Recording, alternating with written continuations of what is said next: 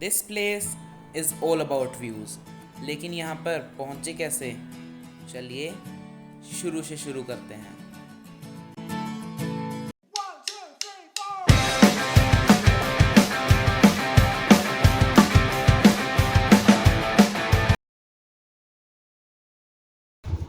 Now it's the time for the informative video. So are you ready? Let's begin.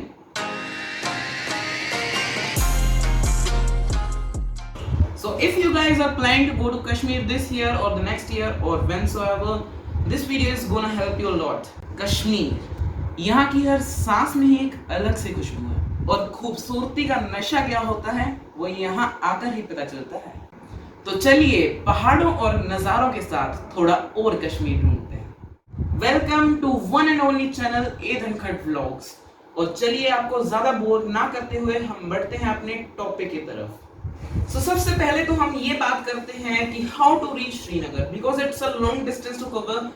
आप by road भी जा सकते हैं और बाय एयर भी जा सकते हैं। हम गए थे बाय एयर। हमने जाते वक्त बुक करी स्पाइस जेट की और आते वक्त बुक करी थी गो एयर की। मैं आपको यही रिकमेंड करना चाहूंगा कि आप बाय एयर जाएं, क्योंकि ये बहुत ही ज्यादा लंबा डिस्टेंस होता है और आप थक भी जाएंगे वहां पे पहुंचते पहुंचते। आप कोई भी अच्छी कंपनी की फ्लाइट बुक कर सकते हैं और सेफ और कंफर्टेबल जर्नी एंजॉय कर सकते हैं। पॉइंट नंबर 2, श्रीनगर जाने से पहले ही आप अपनी टैक्सी बुक करा के रखिए ताकि आपको वहां पे पहुंच के हसल बसल में ना रहें और आप फ्री माइंड रहें और जाते ही वहां पे आपको टैक्सी मिले और वो आपको पिकअप करे और आपके होटल पे ड्रॉप करे। पॉइंट नंबर 3, आप वहां पर जाने से पहले ही अपना होटल भी बुक कर लीजिए, क्योंकि वहां पे जाके होटल ढूंढना वो भी सीजन में बहुत ही ज्यादा डिफिकल्ट होता है मेरे हिसाब से। तो वहां पे थोड़ा सा एक्सपेंसिव भी रहेगा आपके लिए। सो भाई ये तो हो गया प्री प्लानिंग के बारे में। लेकिन अब वहां पर जाकर हमें कौन से दिन कहां पर जाके क्या देखना है, कहां पर क्या घूमना है, वो भी अब डिसाइड करते हैं। चलिए उसके बारे में भी बात करते हैं। सो अगर मैं आपको अपने एक्सपीरियंस के हिसाब से बताऊं कि हम क्या क्या किया हमने वहां पे पहुंच के। सो फर्स्ट ऑफ ऑल हम लैंड हुए थे वहां पे 12:30 पे और हम होटल में with in half an hour पहुंच गए थे। वहां पे जाके हमने थोड़ा सा फ्रेशन अप हुए और थोड़ा रेस्ट किया शाम तक। शाम को फिर हम चले गए डल लेक पर। डल लेक पे वहाँ पर थोड़ी सी बोटिंग करी। और डल लेक का मैं आपको टाइम बता देता हूँ कि कौन कौन से टाइम पे वो सही है विजिट करना। दिन में तो बिल्कुल नहीं जाना, वहाँ पे धूप होती है बहुत ज़्यादा। The best time to visit Dal lake is 5 PM in the evening and 5 a.m. in the morning. 5 is the best time to visit Dal lake. और अगर आप जून जुलाई में जा रहे हैं समर्स में तो आप रिकमेंड करूंगा आप 5 PM भी नहीं, आप 7 PM जाए। डे टू हम गए हुए थे सोनमर्ग में। और मैं अपने एक्सपीरियंस के हिसाब से आपको बताना चाहूंगा कि डे 2 आप फिक्स रखे सोनमर्ग के लिए। Sonamarg is near about 85 kilometre from Srinagar. और हमने जो टैक्सी बुक करी हुई थी वही हमें हमारी डेस्टिनेशन तक लेके जा रही थी। वहां का सफर नियर अबाउट 2 आवर्स का था और इतना तो भाई सफिशिएंट है ताकि हम रास्ते को एंजॉय करते हुए चले। और वहां पे पहुंच के हमें सबसे पहली चीज क्या दिखी? हॉर्सेस। वहां पे जाके हॉर्स राइडिंग नहीं की तो कुछ भी नहीं किया। तो चलिए अब अपने अगले पार्ट की तरफ बढ़ते हैं, हॉर्स राइडिंग की तरफ। एक्सपेंसिव तो था लेकिन वर्थ भी था। और उन्होंने चार्ज किया था आई गेस 1600 पर पर्सन। पहले वो हमें 2500 कह रहे थे, फिर वो 2000 पे आए और फिर लास्ट में 1600 पर माने। इसका मतलब मैं आपको ये बताना चाहता हूँ कि वहां पर कोई फिक्स रेट नहीं होता, वो अपने मर्जी से कुछ भी बता देते हैं। वहाँ पे 2 फेजेस होते हैं, फेज 1 और फेज 2। फेज 1 तक आप पहुंचोगे तो आपको दिखेगी ग्रीनरी और ये सब जो आपको समर्स में दिख जाता है। लेकिन फेज 2 पे आप पहुंचोगे तो वहां पे आपको दिखेगी स्नो।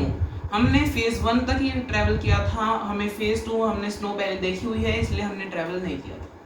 फेज 2 पे आपको स्नो एक्टिविटीज करने के लिए मिलेंगी और मे भी वहां पे और कुछ भी होगा। तो भाई जिस दिन हमने हॉर्स राइडिंग की थी वहां पर उस दिन थी बहुत ही ज्यादा गर्मी। वैसे weather is very unpredictable there. मजा बहुत आया था हॉर्स राइडिंग करते वक्त। मेरा आपको बताते बताते मेरा भी बहुत ही ज्यादा मन कर गया। डे 3 आप गुलमर्ग के लिए प्रिजर्व रखें। और जिस दिन हम गुलमर्ग पहुंचे वहां पे हो रही थी बहुत ही ज्यादा बारिश। भैया तो वो बात हो गई कि हमने कश्मीर में जाके सारे सीजन्स एक्सपीरियंस कर लिए। वहां पर बनाई हुई है एक पर्टिकुलर लिमिट जहां तक आपकी टैक्सी बुक करी हुई जा सकती है। बाद में लोकल्स की टैक्सी, एटीवी या फिर हॉर्सेस जाते हैं। लेकिन हमने प्रेफर किया by walking at the spot where gondola ride starts. वहां पर कुछ शॉप्स भी हैं जहां पर आप कुछ ले सकते हैं। लेकिन हम तो बहुत ज्यादा एक्साइटेड थे गंडोला के लिए, इसलिए हमने फटाफट आइसक्रीम खाई और चल दिया अपने गंडोला राइड की तरफ। There are 2 phases in gondola ride. Number 1 is phase 1 and number 2 is phase 2. Phase 1 आपको कुछ हाइट तक लेके जाता है, पर्टिकुलर हाइट तक, और फेज 2 लेके जाता है आपको टिपी टॉप ऑफ द हिल तक, लेकिन हमने दोबारा ट्रेवल किया था फेज 1 तक ही। अब बात करते हैं हम गंडोला टिकट की प्राइस की। सो वो होता है 740 पर पर्सन, और हमने बुक की थी approximate 1.5 months before going to Gulmarg. आप अगर 15 टू 20 डेज पहले भी बुक करते हो तो वो चलेगा, लेकिन एट अ टाइम वहाँ पर जाकर अगर आप बुक करोगे तो वो क्वाइट डिफिकल्ट रहेगा और टिकट सोल्ड आउट हो जाती है। 9 मिनट्स की राइड होती है वन वे, और आने में भी लगते हैं वापस 9 मिनट्स ही। जो ये टाइम होता है ना, और जो इसमें फीलिंग आती है वो बिल्कुल नेक्स्ट लेवल होती है। गुलमर्ग में तो ना एकदम स्विट्जरलैंड जैसी फील आती है। मैं स्विट्जरलैंड कभी गया नहीं हूँ, लेकिन मैंने वीडियोस में देखा है। मैं उसको उसके साथ कंपेयर कर रहा हूँ, किसी वजह से ही कर रहा हूँ, और जाने का मौका मिला तो स्विट्जरलैंड भी जाएंगे। गुलमर्ग है 50 किलोमीटर्स फ्रॉम श्रीनगर, और वहां पर पहुंचने में आपको लगता है 1 hour. Day 4 trip to best place Pahalgam. Srinagar से पहलगाम का डिस्टेंस है 100 किलोमीटर्स, और वहां पर पहुंचने के लिए हमें लगे थे 1.5 आवर्स, और वो हमें इतने कम देर इसलिए लगी थी क्योंकि वहां पे डायरेक्ट जाता है नेशनल हाईवे, और जर्नी बहुत ही ज्यादा स्मूथ होती है नेशनल हाईवे पे। As you know, tourist destination की बिल्कुल स्टार्टिंग में ही एक गार्डन भी है जिससे आप चाहें तो एक्सप्लोर भी कर सकते हैं।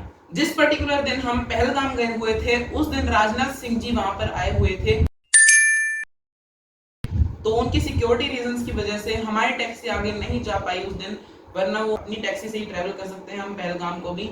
हमने आगे लोकल्स की टैक्सी ली और वहां से हम गए अरू वैली।